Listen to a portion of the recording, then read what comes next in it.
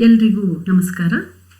ಇಂದಿನ ತರಗತಿಯಲ್ಲಿ ನಾವು ತೌಲನಿಕ ಸಾಹಿತ್ಯದ ಪ್ರಕಾರಗಳಲ್ಲಿ ಎರಡನೆಯದಾದಂತಹ ಪ್ರಭೇದ ಅಧ್ಯಯನದ ಬಗೆಗೆ ಒಂದಷ್ಟು ವಿವರಣೆಯನ್ನು ತಿಳಿದುಕೊಳ್ಳೋಣ. ಪ್ರಭೇದ ಅಧ್ಯಯನ ಹೀಗಾಗಿ ಇದು ಕೂಡ ತೌಲನಿಕ ಸಾಹಿತ್ಯದ ಮತ್ತೊಂದು ಮುಖ್ಯ ಪ್ರಕಾರಗಳಲ್ಲಿ ಒಂದು. ಈ ಪ್ರಭೇದ ಅಧ್ಯಯನ ಅಂತ ಅಂದಾಗ ಪ್ರಭೇದ ಅನ್ನುವಂತಹದ್ದು ಯಾವುದೇ ಒಂದು ನಿರ್ದಿಷ್ಟ ಸಾಹಿತ್ಯದ ಪ್ರಕಾರಗಳಿಗೆ ಸಂಬಂಧಪಟ್ಟಂತಹದ್ದು. ಹಾಗಾಗಿ ಇಲ್ಲಿ ಪ್ರಭೇದಗಳ ಅಧ್ಯಯನ ಅಂತ ಅಂದಾಗ ಸಾಹಿತ್ಯ ಪ್ರಕಾರಗಳಾದಂತಹ ಕಾವ್ಯ ಆಗಿರಬಹುದು ಅಥವಾ ನಾಟಕ ಆಗಿರಬಹುದು ಅಥವಾ ಪ್ರಬಂಧಗಳಾಗಿರಬಹುದು ಅಥವಾ ಕಾದಂಬರಿ, ಜೀವನ ಚರಿತ್ರೆ ಅಥವಾ ವಿಮರ್ಶೆ ಇತ್ಯಾದಿ ಯಾವುದೇ ನಿರ್ದಿಷ್ಟವಾದಂತಹ ಪ್ರಭೇದಗಳಲ್ಲಿ ಇರುವಂತಹ ಸಾಮ್ಯತೆ ಮತ್ತು ವೈಷಮ್ಯದ ನೆಲೆಗಳನ್ನು ತುಲನಾತ್ಮಕವಾಗಿ ಇಲ್ಲಿ ಚರ್ಚೆ ಮಾಡಲಾಗುತ್ತೆ. ಇದನ್ನು ನಾವು ಪಠ್ಯಪುಸ್ತಕದ ಓದಿನ ಮೂಲಕ ನಾವು ಮತ್ತಷ್ಟು ವಿಚಾರಗಳನ್ನು ತಿಳಿದುಕೊಳ್ಳೋದಾದರೆ ಪ್ರಭೇದ ಅಧ್ಯಯನ ಗಮನಿಸಿ. ಈ ಅಧ್ಯಯನದ ಒಂದು ಭಾಗದಲ್ಲಿ ಈ ವರ್ಗದಲ್ಲಿ ಸಾಹಿತ್ಯ ಪ್ರಭೇದಕ್ಕೆ ಸೇರಿರುವಂತಹ ವಿವಿಧ ಭಾಷೆಗಳ ಕೃತಿಗಳನ್ನು ಒಂದೆಡೆ ತಂದು ಅವುಗಳನ್ನು ತುಲನಾತ್ಮಕವಾಗಿ ಅಭ್ಯಾಸಿಸಲಾಗುತ್ತದೆ ಅಂತ ಹೇಳ್ತಾರೆ. ಅಂದರೆ ಇಲ್ಲಿ ಯಾವುದೇ ಒಂದು ಸಾಹಿತ್ಯ ಪ್ರಭೇದಕ್ಕೆ ನಾನು ಮೊದಲೇ ಹೇಳಿದ ಹಾಗೆಯೇ ಯಾವುದೇ ಒಂದು ಸಾಹಿತ್ಯದ ಪ್ರಭೇದದಲ್ಲಿರುವಂತಹ ಅಂದರೆ ಹೋಲಿಕೆಯಾಗಬಹುದಾದಂತಹ ಒಂದು ಯಾವುದೇ ಭಾಷೆಯಲ್ಲಿ ರಚನೆಯಾದಂತಹ ಯಾವುದೇ ಕಾಲಘಟ್ಟದಲ್ಲಿ ರಚನೆಯಾಗಿರಬಹುದಾದ ಅಥವಾ ಯಾವುದೇ ಕವಿಗಳಿಂದ ರಚನೆಯಾಗಿರುವಂತಹ ಯಾವುದೇ ಕೃತಿಗಳನ್ನು ಒಂದೆಡೆ ತರ್ತೀವಿ ಅಂದಾಗ, ಉದಾಹರಣೆಗಾಗಿ ನಾವು ಮಹಾಕಾವ್ಯಗಳನ್ನು ತುಲನಾತ್ಮಕವಾಗಿ ಅಧ್ಯಯನವನ್ನು ಮಾಡಬಹುದು. ಉದಾಹರಣೆಗೆ ಭಾರತೀಯ ಮಹಾಕಾವ್ಯವನ್ನು ನಾವು ಪಾಶ್ಚಿಮಾತ್ಯ ಮಹಾಕಾವ್ಯಗಳ ಜೊತೆಗೆ ಸಮೀಕರಿಸ್ತಾ ಅಥವಾ ಹೋಲಿಸ್ತಾ ತುಲನಾತ್ಮಕವಾಗಿ ನಾವಲ್ಲಿ ಅಧ್ಯಯನವನ್ನು ಮಾಡ್ಬೋದು.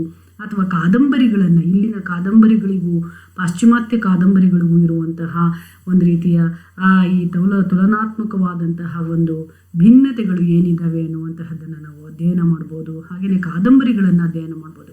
ಬರೀ ಪಾಶ್ಚಿಮಾತ್ಯ ಕೃತಿಗಳ ಜೊತೆಗೆ ನಾವು ತುಲನಾತ್ಮಕ ಅಭ್ಯಾಸವನ್ನು ಮಾಡೋದಲ್ಲದೇ ನಮ್ಮಲ್ಲಿಯೇ ರಚನೆಯಾದಂತಹ, ಉದಾಹರಣೆಗೆ ಕಾದಂಬರಿ ಕ್ಷೇತ್ರಗಳಂತಂದಾಗ ಕಾದಂಬರಿಯಲ್ಲಿಯೇ ರಚನೆಯಾಗಿರಬಹುದಾದಂತಹ ಯಾವೆಲ್ಲ ಕಾದಂಬರಿ ಅಂದರೆ ಫಾರ್ ಎಕ್ಸಾಂಪಲ್ ನಿಮಗೆ ಕುವೆಂಪು ಅವರ ಕಾದಂಬರಿಗಳನ್ನು ನೀವು ರಾವ್ ಬಹದ್ದೂರ್ ಅವರ ಕಾದಂಬರಿಗಳ ಜೊತೆಯಲ್ಲಿ ನೀವು ಸಮೀಕರಿಸಿ ತುಲನಾತ್ಮಕವಾಗಿ ಅಭ್ಯಾಸವನ್ನು ಮಾಡ್ಬೋದು. ಅಥವಾ ಕಾದಂಬರಿಗಳಲ್ಲಿಯೇ ಇರುವಂತಹ ಒಳ ಪ್ರಭೇದಗಳೇನಾದರೂ ಇದೆ, ಉದಾಹರಣೆಗೆ ನಾವು ಐತಿಹಾಸಿಕ ಕಾದಂಬರಿಗಳು, ಸಾಮಾಜಿಕ ಕಾದಂಬರಿಗಳು ಇತ್ಯಾದಿಯಾಗಿ ವಿಭಾಗವನ್ನು ಮಾಡ್ತೀವಿ.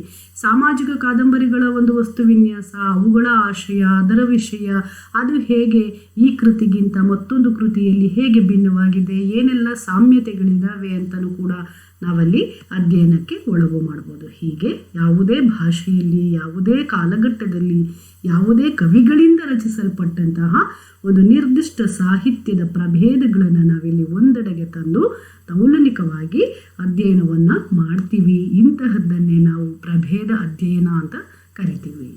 ಹಾಗೆಯೇ ಮುಂದುವರೆದಂತೆ ಇಂತಹ ಪ್ರಭೇದದ ಅಧ್ಯಯನದಲ್ಲಿ ಪ್ರಭೇದದ ಕಾಲಾನುಕ್ರಮದ ಬೆಳವಣಿಗೆಯ ಮೇಲೆ ಪ್ರಭೇದ ಲಕ್ಷಣಗಳು, ಭಿನ್ನತೆಗಳ ಮೇಲೆ ಇಲ್ಲಿ ಒತ್ತು ಬೀಳುತ್ತೆ. ಗಮನಿಸ್ಕೋಬೇಕು. ಪ್ರಭೇದದ ಕಾಲಾನುಕ್ರಮಗಳು ಅಂದರೆ ಹೇಗೆ ಇದು ಬೆಳವಣಿಗೆಯನ್ನು ಕಂಡಿದೆ. ನಾನೀಗಾಗಲೇ ಮಹಾಕಾವ್ಯ ಅಂತ ಅಂದೆ, ಕಾದಂಬರಿ ಅಂತ ಅಂದೆ, ಅಥವಾ ನಾಟಕಗಳು ಅಂತ ಅಂದಾಗ ಇಲ್ಲಿ ನಾಟಕಗಳ ಬೆಳವಣಿಗೆ ಹೇಗಾಗಿದೆ, ಅಥವಾ ಇನ್ಯಾವುದೋ ಒಂದು ಪಾಶ್ಚಿಮಾತ್ಯ ಒಂದು ಸಾಹಿತ್ಯದ ಪರಿಸರದಲ್ಲಿ ನಾಟಕದ ಬೆಳವಣಿಗೆಗಳು ಹೇಗಾಗಿದ್ದಾವೆ, ಅಲ್ಲಿನ ನಾಟಕದ ತಂತ್ರಗಾರಿಕೆಗಳು ಹೇಗಿದ್ದಾವೆ, ಇಲ್ಲಿರುವಂತಹ ನಾಟಕದ ತಂತ್ರಗಾರಿಕೆಗಳು ಹೇಗಿದೆ, ಅಥವಾ ಪಾತ್ರಗಳ ನಡುವಿನ ಸಂಭಾಷಣೆಯ ವೈಖರಿ ಎನ್ನುವಂತಹದ್ದು ಹೇಗಿದೆ ಇತ್ಯಾದಿಯಾಗಿ ನಾವು ಅಲ್ಲಿ ಅಧ್ಯಯನವನ್ನು ಮಾಡ್ತೀವಿ. ಹಾಗಾಗಿ ಕಾಲಾನುಕ್ರಮದ ಬೆಳವಣಿಗೆ ಹಾಗೂ ಅದರ ಲಕ್ಷಣಗಳು, ಒಂದು ನಾಟಕ ಅಂದಾಗ ಅದರದೇ ಆದಂತಹ ಒಂದು ಲಕ್ಷಣಗಳನ್ನು ಅದು ಒಳಗೊಂಡಿರುತ್ತೆ.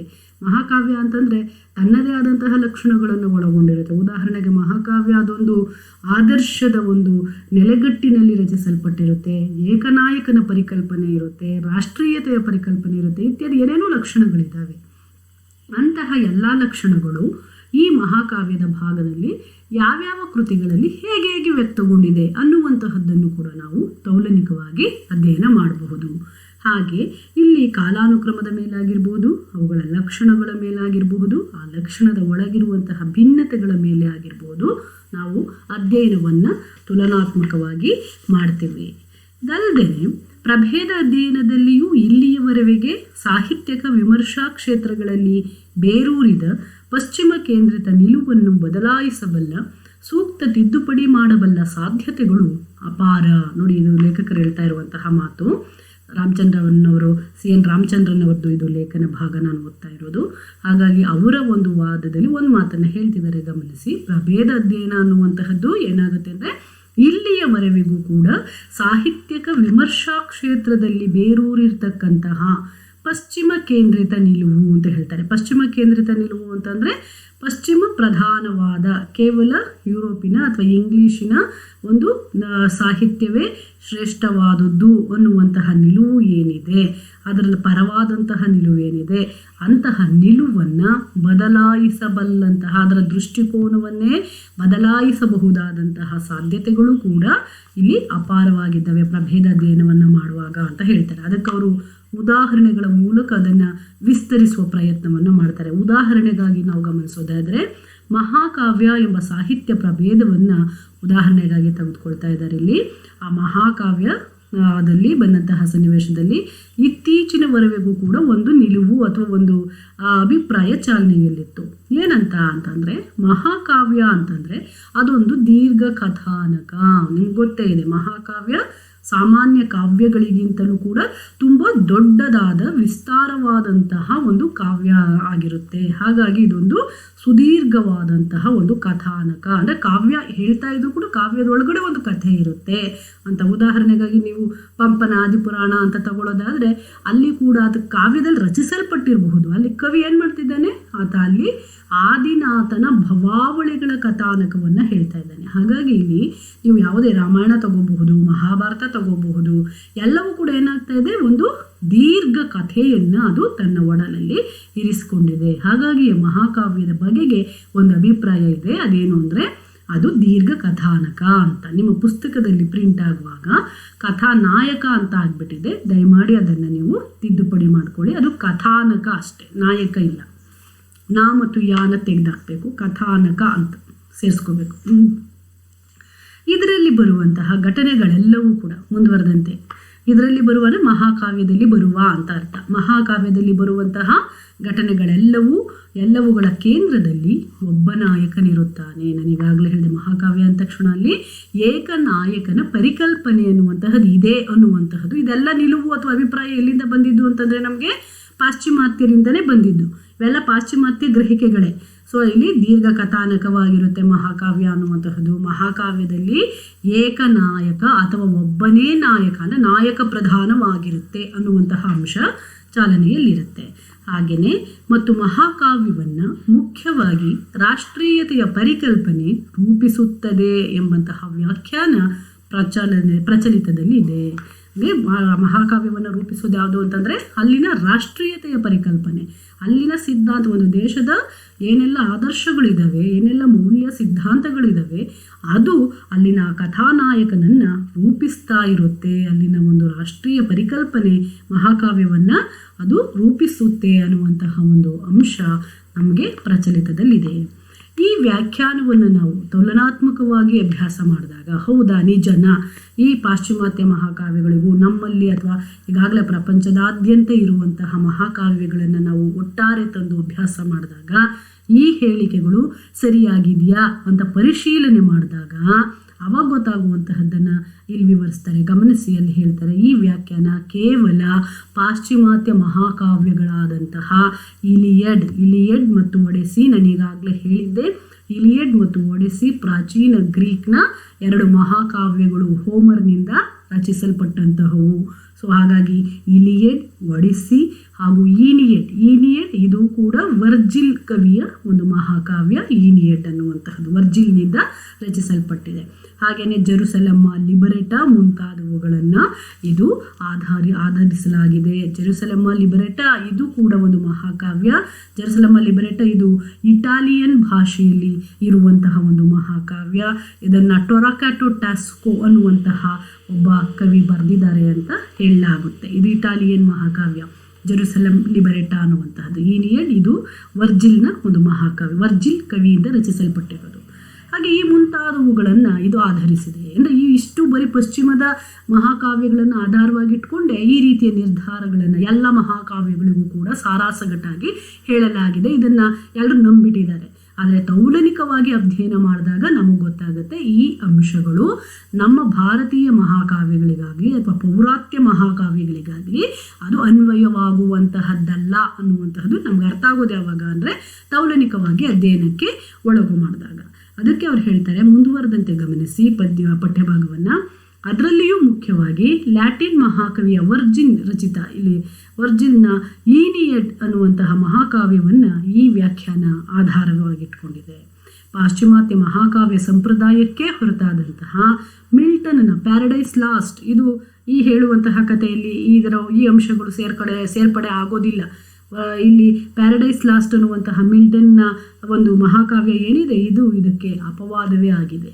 ಆದರೆ ಈ ಮಹಾಕಾವ್ಯಗಳೊಡನೆ ಭಾರತೀಯ, ಪರ್ಷಿಯನ್, ಚೀನಿ ಇತ್ಯಾದಿ ಮಹಾಕಾವ್ಯಗಳನ್ನು ನಾವು ತುಲನಾತ್ಮಕವಾಗಿ ಅಭ್ಯಸಿಸಿದರೆ ಈ ವ್ಯಾಖ್ಯಾನ ಅಪೂರ್ಣ ಎಂದು ಸ್ಪಷ್ಟವಾಗುತ್ತದೆ. ಗಮನಿಸ್ಕೋಬೇಕು, ಇಲ್ಲಿ ಪಾಶ್ಚಿಮಾತ್ಯ ಮಹಾಕಾವ್ಯಗಳಾದಂತಹ ಇಲಿಯಡ್ ಆಗಿರಬಹುದು, ಒಡಿಸ್ಸಿ ಆಗಿರಬಹುದು, ಅಥವಾ ವರ್ಜಿನ್ನ ಈನಿಯಡ್ ಆಗಿರಬಹುದು, ಅಥವಾ ಮತ್ತೆ ಜೆರುಸಲಮ ಲಿಬರೇಟಾ ಮೊದಲಾದಂತಹ ಮಹಾಕಾವ್ಯಗಳಿಗಾದರೆ ಈ ಹಿಂದೆ ಹೇಳಿದಂತಹ ವ್ಯಾಖ್ಯಾನಗಳೇನಿದ್ದಾವೆ ಮಹಾಕಾವ್ಯಗಳನ್ನು ಕುರಿತಾಗಿ, ಅದು ದೀರ್ಘ ಕಥಾನಕ, ಅಲ್ಲಿ ಏಕನಾಯಕನ ಪರಿಕಲ್ಪನೆ ಇದೆ, ಅದು ರಾಷ್ಟ್ರೀಯತೆ ಅನ್ನುವಂತಹದ್ದು ಮಹಾಕಾವ್ಯವನ್ನು ರೂಪಿಸುತ್ತೆ ಇತ್ಯಾದಿ ಅಂಶಗಳು ಆ ಕೆಲವು ಮಹಾಕಾವ್ಯಗಳಿಗೆ ಅನ್ವಯ ಆಗುತ್ತೆ. ಆದರೆ ಭಾರತೀಯ ಮಹಾಕಾವ್ಯಗಳಾದಂತಹ ರಾಮಾಯಣ ಮಹಾಭಾರತದಂಥದ್ದಾಗಿರ್ಬೋದು, ಅಥವಾ ಚೀನಿ ಮಹಾಕಾವ್ಯಗಳಾಗಿರಬಹುದು, ಅಥವಾ ಪರ್ಷಿಯನ್ ಮಹಾಕಾವ್ಯಗಳಾಗಿರಬಹುದು, ಇವುಗಳಿಗೆ ನಾವು ಅನ್ವಯಿಸಿ ನೋಡಿದಾಗ ಅದು ಈ ಒಂದು ವ್ಯಾಖ್ಯಾನಗಳು ಒಳಪಡೋದಿಲ್ಲ, ಅದು ಅಪವಾದ ಅಂತ ಅನಿಸುತ್ತೆ. ಈ ವ್ಯಾಖ್ಯಾನವೇ ಒಂದು ರೀತಿ ಅಪೂರ್ಣವಾಗಿದೆ ಅನ್ನುವಂತಹ ನಿಲುವನ್ನು ನಾವು ತಾಳ್ತೀವಿ ಅಂತ ಹೇಳ್ತಾರೆ. ಹಾಗಾಗಿ ಉದಾಹರಣೆಗಾಗಿ ಅವರು ಮಹಾಭಾರತವನ್ನು ತಗೊಂಡು ವಿವರಣೆಯನ್ನು ಕೊಡ್ತಾರೆ. ಗಮನಿಸಿ, ಮಹಾಭಾರತದಲ್ಲಿ ಏಕನಾಯಕನಿಲ್ಲ. ಗಮನಿಸ್ಕೋಬೇಕು, ಅವ್ರು ಹೇಳ್ತಾರೆ, ಈಗಾಗಲೇ ನಿಮಗೆ ಮಹಾಭಾರತದ ಕತೆ ಗೊತ್ತಿದೆ. ಮಹಾಭಾರತದಲ್ಲಿ ಏಕನಾಯಕನ ಒಬ್ಬನೇ ನಾಯಕ ಅನ್ನುವಂತಹ ಒಂದು ಕಥಾ ಸಂವಿಧಾನ ಅಲ್ಲಿಲ್ಲ. ನೀವು ಗಮನಿಸಿರಬಹುದಲ್ಲಿ 18 ಪರ್ವಗಳ ಕಥೆ ಇದೆ ಮಹಾಭಾರತದಲ್ಲಿ. ಆಯಾಯ ಪರ್ವದ ವಿಚಾರಕ್ಕೆ ಬಂದಾಗ ನೀವಲ್ಲಿ ಭೀಷ್ಮ ಪರ್ವಕ್ಕೆ ಬಂದೋದಾದರೆ ಭೀಷ್ಮನೇ ಒಬ್ಬ ನಾಯಕನಾಗಿ ಕಾಣಿಸ್ತಾನೆ. ಯಾಕೆ ಅಂತಂದರೆ ಆತ ತನ್ನ ಸುಖವನ್ನು ತನ್ನ ತಂದೆಯ ಹಿತಕ್ಕಾಗಿ ಅಥವಾ ತನ್ನ ತಂದೆಯ ಸುಖ ಸಂತೋಷಗಳಿಗಾಗಿ ಆತ ಇಡೀ ಜೀವಮಾನ ಪರ್ಯಂತ ಆತ ಬ್ರಹ್ಮಚಾರಿಯಾಗಿ ಉಳ್ಕೊಳ್ತಾನೆ. ಆತ ತನ್ನ ತಂದೆಗಾಗಿ ತನ್ನೆಲ್ಲ ಸುಖಗಳನ್ನು ಆತ ತ್ಯಾಗ ಮಾಡಿದಂತಹ ಆ ಮೂಲಕ ಒಂದು ಭೀಷ್ಮ ಪ್ರತಿಜ್ಞೆಯನ್ನು ಕೈಗೊಂಡಂತಹ ಒಬ್ಬ ಮಹಾ ವ್ಯಕ್ತಿಯಾಗಿ ನಮಗೆ ಕಾಣ್ಬರ್ತಾನೆ. ಹಾಗಾಗಿ ಭೀಷ್ಮ ಕೆಲವೊಮ್ಮೆ ಹೀರೋ ಆಗಿ ಅಥವಾ ನಾಯಕನಾಗಿ ಕಾಣಿಸ್ತಾನೆ. ಇನ್ನು ಇಡೀ ಕಥೆಯ ವಿಚಾರಕ್ಕೆ ಬಂದಂತಹ ಸನ್ನಿವೇಶದಲ್ಲಿ ಮಹಾಭಾರತದಲ್ಲಿ ಒಂದು ಮುಖ್ಯ ಧರ್ಮದ ಒಂದು ಪಾತ್ರ, ಧರ್ಮ, ಸತ್ಯ, ನ್ಯಾಯ ಇತ್ಯಾದಿಗೆ ಅನುಗುಣವಾಗಿ ರಾಜ್ಯಭಾರವನ್ನು ನಡೆಸುವಂತಹ ಒಬ್ಬ ನಾಯಕ ಇದ್ದಾನೆ ಅಂತಂದರೆ ಅದು ಧರ್ಮರಾಯ. ಹಾಗಾಗಿ ಧರ್ಮರಾಯನೂ ಕೂಡ ಕೆಲವೊಮ್ಮೆ ನಾಯಕನಾಗಿ ಓದುಗರ ಕಣ್ಣಿಗೆ ಭಾಸವಾಗ್ತಾನೆ. ಇನ್ನು ಇಡೀ ಒಂದು ಮಹಾಕಾವ್ಯದ ಕೇಂದ್ರ ಅಂತ ತಗೊಳ್ಳೋದಾದರೆ, ಈ ಇಡೀ ಒಂದು ಮಹಾಕಾವ್ಯದ ಸೂತ್ರಧಾರ ಅಂತ ಅನ್ನೋದಾದರೆ ಅದು ಕೃಷ್ಣ ಅನಿಸುತ್ತೆ. ಅದರಲ್ಲೂ ಕೂಡ ಕೃಷ್ಣನ ಒಂದಷ್ಟು ಸಾಹಸಗಳು ಏನಿದ್ದಾವೆ, ಅಥವಾ ಅವನ ಲೀಲಾ ವಿನೋದಗಳು ಏನಿದ್ದಾವೆ, ಅಥವಾ ಪಾಂಡವರಿಗಾಗಿ ಆತ ಮಾಡಿದಂತಹ ಅಥವಾ ಹೂಡಿದಂತಹ ತಂತ್ರಗಾರಿಕೆ ಅಥವಾ ಉಪಾಯಗಳು, ಒಂದು ದೊಡ್ಡ ಸೈನ್ಯವನ್ನು ಕುರುಕ್ಷೇತ್ರದಂತಹ ರಣರಂಗದಲ್ಲಿ ತನ್ನ ಕುಟಿಲ ತಂತ್ರಗಳ ಮೂಲಕ ಮಣಿಸಿ ಧರ್ಮಕ್ಕೆ ಜಯವನ್ನು ತಂದುಕೊಟ್ಟಂತಹ ಧರ್ಮದ ಪಕ್ಷಪಾತಿ ಅಥವಾ ಒಳ್ಳೆಯವರ ಒಬ್ಬ ಹಿತರಕ್ಷಕನಾಗಿ ಕಾಣುವಂತಹ ಕೃಷ್ಣ ನಮಗೆ ನಾಯಕನಾಗಿ ಕಾಣಿಸ್ತಾನೆ. ಇನ್ನು ಕರ್ಣನ ವಿಚಾರಕ್ಕೆ ಹೋಗೋದಾದರೆ ಕರ್ಣ ದಾನ ಶೂರ ಗುಣಗಳಿಂದಾಗಿಯೇ ಎಲ್ಲ ಓದುಗರ ಮನಸ್ಸನ್ನು ಸೂರೆಗೊಳ್ತಾನೆ. ತನ್ನದಲ್ಲದ ತಪ್ಪಿನಿಂದಾಗಿ ಒಂದು ದುರಂತವನ್ನು ಕಾಣ್ತಾನೆ. ಹಾಗಾಗಿ ಒಬ್ಬ ದುರಂತ ನಾಯಕನ ಒಂದು ಚಿತ್ರವಾಗಿ ನಮಗೆ ಕರ್ಣ ನಮ್ಮ ಮನದ ಅಂತರಂಗವನ್ನು ಮುಟ್ತಾನೆ.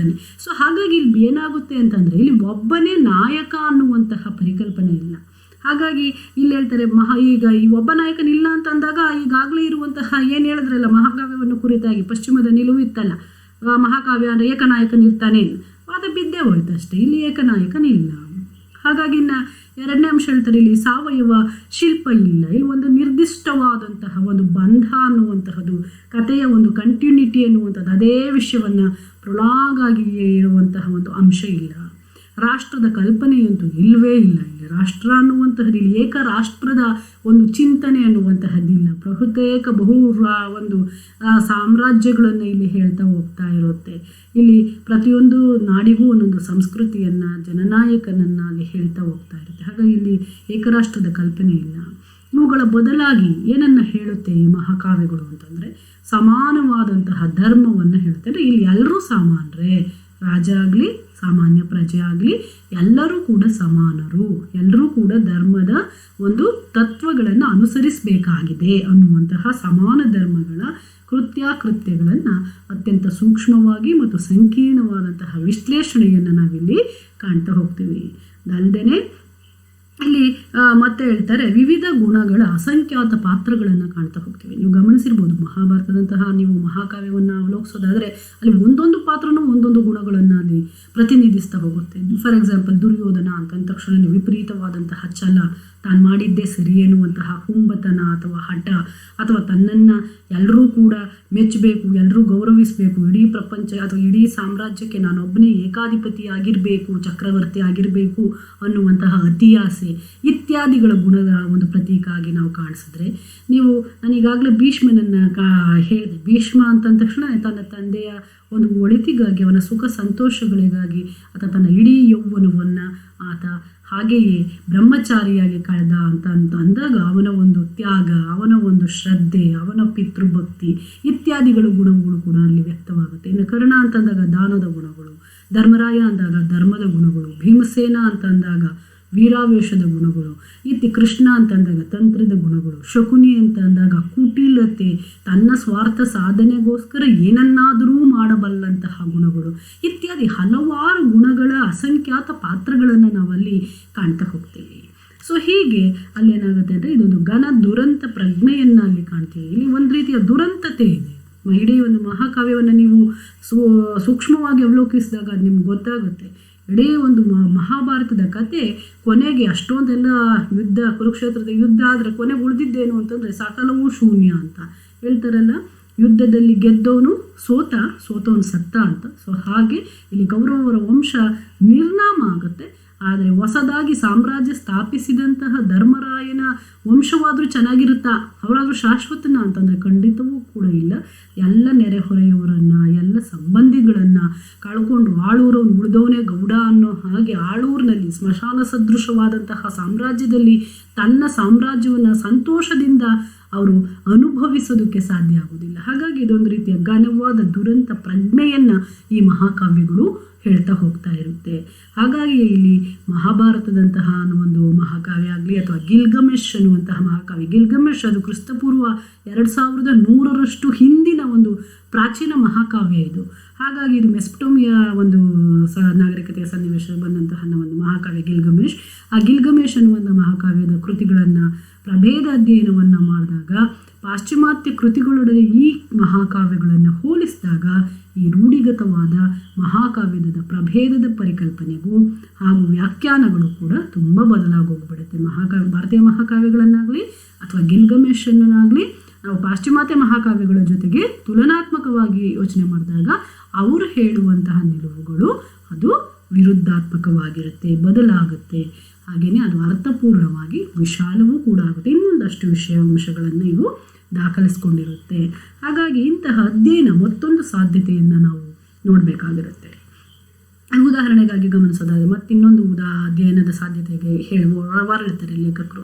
ಅಂದರೆ ಇಲ್ಲಿ ಮಹಾಕಾವ್ಯಗಳಲ್ಲಿ ಈ ರೀತಿಯ ಒಂದು ವಿರೋಧಾಭಾಸಗಳನ್ನು ನಾವು ತೌಲನಿಕ ಅಥವಾ ಪ್ರಭೇದ ಅಧ್ಯಯನದಲ್ಲಿ ನಾವು ಗಮನಿಸೋದಾದರೆ, ಹಾಗೆಯೇ ಮತ್ತೊಂದು ಅಂಶ ಸಂಸ್ಕೃತ, ಗ್ರೀಕ್, ಇಂಗ್ಲೀಷ್ ನಾಟಕಗಳನ್ನು ನಾವು ಒಟ್ಟಾರೆಯಾಗಿ ಗಮನಿಸಿದಾಗ, ನಾಟಕ ಪ್ರಭೇದ ಇದು, ಅದು ಸಂಸ್ಕೃತ ಭಾಷೆದು ಮತ್ತು ಇಂಗ್ಲೀಷ್ ಭಾಷೆದು ಹಾಗೆಯೇ ಮತ್ತು ಗ್ರೀಕ್ ಭಾಷೆಯ ನಾಟಕಗಳನ್ನು ನಾವು ಒಟ್ಟಾರೆ ತಂದು ತೌಲನಿಕವಾಗಿ ಅಧ್ಯಯನ ಮಾಡ್ತೀವಿ ಅಂತ ಹೋದಾಗ ನಮಗೆ ಮೊಟ್ಟ ಮೊದಲಿಗೆ ಸ್ಪಷ್ಟವಾಗುವ ಸಂಗತಿ ಏನು ಅಂತಂದರೆ, ಭಾರತೀಯ ನಾಟಕ ಸಾಹಿತ್ಯದಲ್ಲಿ ಊರುಭಂಗವನ್ನು ಬಿಟ್ಟರೆ ಬೇರೆ ಯಾವ ರುದ್ರ ನಾಟಕವೂ ನಮಗೆ ತಿಳಿದು ಬರುವುದಿಲ್ಲ.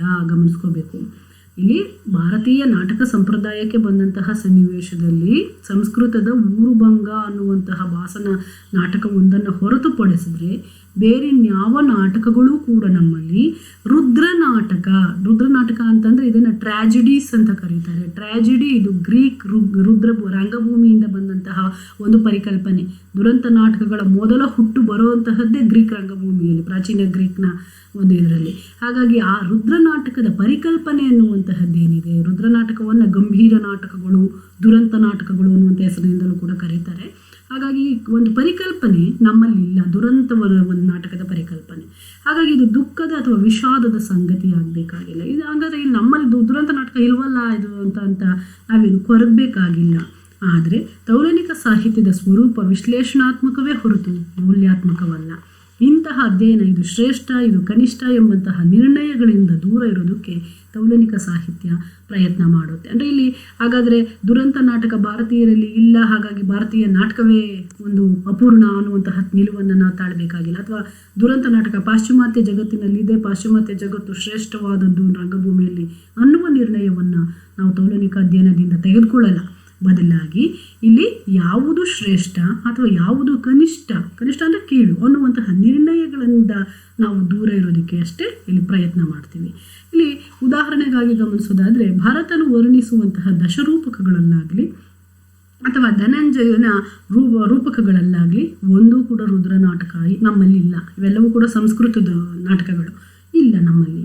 ಈಗ ಹೇಳುವ ಪ್ರಶ್ನೆ ಏನೆಂದರೆ, ಭಾರತೀಯ ನಾಟಕ ಸಾಹಿತ್ಯದಲ್ಲಿ ರುದ್ರ ನಾಟಕ ಪ್ರಭೇದ ಯಾಕಿಲ್ಲ? ಹಾಗಾದರೆ ರುದ್ರ ನಾಟಕ ಇಲ್ಲ, ಸರಿ, ಹೌದು. ಹಾಗಾದರೆ ಯಾಕಿಲ್ಲ? ಯಾಕೆ ಭಾರತೀಯರು ರುದ್ರ ನಾಟಕವನ್ನು ಬರೀಲಿಲ್ಲ ಅನ್ನುವಂತಹ ಪ್ರಶ್ನೆಯನ್ನು ನಾವು ತಗೊಳ್ಳೋದಾದರೆ, ಇದನ್ನು ಉತ್ತರಿಸುವ ಪ್ರಯತ್ನದಲ್ಲಿ ನಾವು ರುದ್ರ ನಾಟಕದ ಪ್ರಭೇದ ಜನ್ಮ ತಾಳುವ ಸಮಾಜದ ರಚನೆ, ಅಲ್ಲಿನ ವೈಚಾರಿಕತೆ, ಆ ಸಮಾಜವನ್ನು ಸಾಮೂಹಿಕವಾಗಿ ಪ್ರಭಾವಿಸಬಹುದಾದಂತಹ ತಾತ್ವಿಕ ಚಿಂತನೆ, ಇವೆಲ್ಲವನ್ನೂ ಗಮನಿಸುತ್ತೇವೆ. ಗಮನಿಸಿ, ನಾವಿಲ್ಲಿ ರುದ್ರನಾಟಕ ಅನ್ನುವಂತಹದ್ದನ್ನು ತಗೊಂಡಾಗ ರುದ್ರನಾಟಕದ ಪರಿಕಲ್ಪನೆ ನಮ್ಮಲ್ಲಿ ಇಲ್ಲ ಅಂತ ಅನ್ನೋದಾದರೆ ಯಾಕಿಲ್ಲ ಅನ್ನುವ ಪ್ರಶ್ನೆ ನಮ್ಮಲ್ಲಿ ಮೂಡುತ್ತೆ. ಹಾಗಾದರೆ ಈ ಪ್ರಶ್ನೆಗೆ ಉತ್ತರವನ್ನು ಕಂಡುಹಿಡಿಯುವಾಗ ಹಾಗಾದರೆ ಅಲ್ಲಿ ಯಾಕಿದೆ ಅನ್ನುವ ಪ್ರಶ್ನೆನೂ ನಮಗೆ ಬರುತ್ತೆ. ಹಾಗಾದರೆ ಪಾಶ್ಚಿಮಾತ್ಯ ಜಗತ್ತಿನಲ್ಲಿ ರುದ್ರನಾಟಕಗಳು ಯಾಕೆ ಉಂಟಾಗಿದ್ದಾವೆ ಅಂತಂದಾಗ ಅಲ್ಲಿರುವಂತಹ ತಾತ್ವಿಕತೆ ಎಂಥದ್ದು, ಅಲ್ಲಿನ ವೈಚಾರಿಕತೆ ಎಂಥದ್ದು, ಅಲ್ಲಿನ ಸಮಾಜ ಯಾವ ಮೌಲ್ಯಗಳನ್ನು ನಂಬ್ತಿತ್ತು ಇತ್ಯಾದಿ ಎಲ್ಲವನ್ನೂ ಕೂಡ ನಾವಲ್ಲಿ ಯೋಚನೆ ಮಾಡ್ತೀವಿ ಅಥವಾ ಗಮನಿಸ್ತೀವಿ. ಈಗ ಕೊನೆಗೆ ನಾವು ತೆಗೆದುಕೊಳ್ಳುವಂತಹ ತೀರ್ಮಾನ ಏನು ಅಂತಂದರೆ, ತೀರ್ಮಾನ ಬಹು ಸುಲಭ. ಅದೇನು ಅಂತಂದರೆ, ನಾವು ಕೊನೆಗೆ ತಾಳುವಂತಹ ಒಂದು ತೀರ್ಮಾನ ತುಂಬ ಮುಖ್ಯವಾದಂತಹದ್ದೇನು ಅಂದರೆ, ಪ್ರಬಲವಾಗಿರುವ ಸಮಾಜದಲ್ಲಿ ಮಾತ್ರ ರುದ್ರನಾಟಕಗಳು ಮೂಡಿಬರುತ್ತವೆ. ಅಂದರೆ ಯಾವುದು ತುಂಬ ಪ್ರಬಲವಾಗಿರುತ್ತೆ ಸಮಾಜ, ವಿಧಿವಾದ ಅಂತಂದರೆ ಕರ್ಮ ಸಿದ್ಧಾಂತ ಅಂತ ನಾವು ಕರಿತೀವಲ್ವ, ನಮ್ಮ ಕೈಯಲ್ಲಿ ಏನೂ ಇರೋದಿಲ್ಲ ನಡೆಸುವಂತಹ ಅಥವಾ ನಮ್ಮ ಜೀವನವನ್ನೆಲ್ಲ ನಿಭಾಯಿಸುವಂಥ ಒಂದು ಬೇರೆ ಯಾರೋ ದೇವರಿದ್ದಾನೆ ಎನ್ನುವಂತಹ ವಿಧಿವಾದವನ್ನು ನಂಬ್ತೀವಲ್ಲ, ಅಂತಹ ಸಮಾಜದಲ್ಲಿ ಮಾತ್ರ ರುದ್ರನಾಟಕಗಳು ಮೂಡಿಬರುತ್ತೆ. ಪುನರ್ಜನ್ಮ ಹಾಗೂ ಕರ್ಮ ಸಿದ್ಧಾಂತಗಳನ್ನು ಒಪ್ಪುವ ಭಾರತೀಯ ಸಮಾಜದಲ್ಲಿ ರುದ್ರನಾಟಕದ ಕಲ್ಪನೆಯೇ ಅಸಾಧ್ಯವಾಗಿದೆ. ನಮ್ಮಲ್ಲಿ ಏನು ಮಾಡ್ತೀವಿ, ಈ ಜನ್ಮದಲ್ಲಿ ಕಷ್ಟ ಪಾಪಕ್ಕನುಗುಣವಾಗಿ ನಮ್ಮ ಧರ್ಮಗಳಿಗೆ ಅನುಗುಣವಾಗಿ ನಾವು ಒಂದು ಸ್ವರ್ಗ ನರಕಗಳನ್ನು ನಿಶ್ಚಯ ಮಾಡ್ಕೊಂಡಿದ್ದೀವಿ, ಅಥವಾ ನಮಗೆ ಪುನರ್ಜನ್ಮವನ್ನು ಇದೆ ಅನ್ನುವಂತಹದ್ದನ್ನು ನಾವು ನಂಬ್ತೀವಿ. ಸೊ ಹಾಗಾಗಿ ಇವುಗಳಿಗೆ ಅನುಗುಣವಾಗಿಯೇ ನಮ್ಮಲ್ಲಿ ಏನಾಗುತ್ತೆ ಅಂತಂದರೆ ಈ ಒಂದು ಸಿದ್ಧಾಂತಗಳು ಮೂಡಿಬರುತ್ತೆ. ನಮ್ಮಲ್ಲಿ ಆ ರೀತಿಯ ಕರ್ಮ ಸಿದ್ಧಾಂತ, ಪುನರ್ಜನ್ಮ ಹಾಗೂ ಕರ್ಮ ಸಿದ್ಧಾಂತಗಳನ್ನು ಒಪ್ಪುವ ಭಾರತೀಯ ಸಮಾಜದಲ್ಲಿ ರುದ್ರನಾಟಕದ ಕಲ್ಪನೆ ಅಸಾಧ್ಯವಾದುದಾಗಿದೆ. ಅಥವಾ ಇದು ಸರಿ ಇರಬಹುದು ಅಥವಾ ಸರಿ ಇಲ್ಲದೇನೂ ಕೂಡ ಇರಬಹುದು. ಆದರೆ ಆ ದಿಕ್ಕಿನಲ್ಲಾಗುವ ಚಿಂತನೆ, ಪಾಶ್ಚಿಮಾತ್ಯ ರುದ್ರನಾಟಕಗಳು ಮತ್ತು ಸಂಸ್ಕೃತ ನಾಟಕಗಳು ಇವೆರಡರ ಬಗೆಯೂ ನಮ್ಮ ಅರಿವನ್ನು ಹೆಚ್ಚಿಸಿರುತ್ತದೆ. ಆದರೆ ಈ ವಿಷಯದ ಚಿಂತನೆಯಿಂದ ಏನಾಗುತ್ತೆ, ನಮ್ಮಲ್ಲಿ ಪಾಶ್ಚಿಮಾತ್ಯ ನಾಟಕಗಳು ಹೇಗಿದ್ದಾವೆ ಅದೇ ರೀತಿಯಲ್ಲಿ ಪಾಶ್ಚಿಮಾತ್ಯ ನಾಟಕಗಳ ಜೊತೆಗೇನೆ ಮತ್ತು ನಮ್ಮಲ್ಲೇ ಇರುವಂತಹ ಸಂಸ್ಕೃತದ ಒಂದು ನಾಟಕಗಳು ಕೂಡ, ಅಥವಾ ಇವೆರಡರ ನಾಟಕಗಳನ್ನು ಕೂಡ, ಅವುಗಳ ಅರಿವನ್ನು ಕೂಡ ನಾವಿದರೊಳಗಡೆ ಸೇರಿಸಿರ್ತೀವಿ ಅನ್ನುವಂತಹದ್ದನ್ನು ನಾವಿಲ್ಲಿ ಗಮನಿಸ್ಕೊಳ್ಬೇಕಾಗಿರುತ್ತೆ. ಇಲ್ಲಿಗೆ ಈ ಪ್ರಭೇದದ ಅಧ್ಯಯನ ಅನ್ನುವಂತಹ ಈ ಪಾಠಭಾಗ, ಇದರ ಒಂದು ಅಂಶ ಇಲ್ಲಿಗೆ ನಾನು ಮುಗಿಸಿರ್ತೀನಿ. ಮುಂದಿನ ತರಗತಿಯಲ್ಲಿ ನಾನು ಪ್ರಭಾವ ಅಧ್ಯಯನವನ್ನು ಮಾಡ್ತೀನಿ. ನಮಸ್ಕಾರ.